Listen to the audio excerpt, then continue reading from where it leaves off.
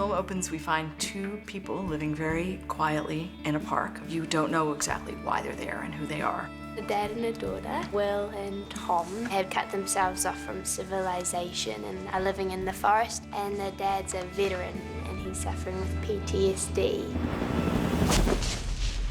The internal scars of war have marked Will in a way in which he finds his peace in nature and has decided to raise his daughter a bit more simply. Will it cook a mushroom? It should cook a mushroom. They're detected, and since it's public land, they're no longer allowed to live there. You alone out here? My daughter's with me. They're taken out of the park by social services and moved to a house. And their removal from the park causes a new set of issues. I think it might be easier on us if we try to adapt. We're wearing their clothes, we're in their house, we're eating their food, we're doing their work. We have adapted. I am drawn to stories where people are not born into any kind of entitlement and privilege. They are working very hard to survive. It's not a crime to be unhoused, but it's illegal to live on public land. Winterbourne was the first time I was introduced to Deborah's work, and I loved it. She's an intellect and interested in the human condition in a merciless way. She is always looking for the truest exchange. Did you even try? 'Cause I can't tell. We've lost so much knowledge. Our ancient ancestors knew how to light a fire in the rain. They knew how to get water from many different sources. Dad, this wood is really good for feathering.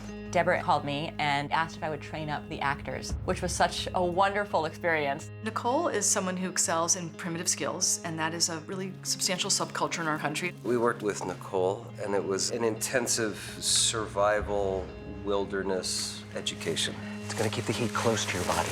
We were learning how to make fires and listening to bird signals and just kind of being alert. It's not a drill. They're soulful individuals who what they aspire for no longer fits with the mainstream. Your dad needs to provide you shelter and a place to live. He did. Non-conforming Americans will always be of deep interest because it takes so much to not conform. How did refusing a phone become a big deal in our culture?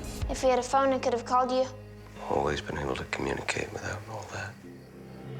We're so disconnected in this culture from nature, but it's not lost. It's just noisy. So, though Will and Tom certainly make a lot of mistakes, these are people searching for connection. Where's your home? With my dad. People are going to come out of that movie with opinions. There's going to be debate. Should we be living in harmony with nature? Should we be living in modern household? What does it mean to raise a child in a way that is acceptable? What I like for people that enjoy a story that I might put out in the world is to leave it asking questions.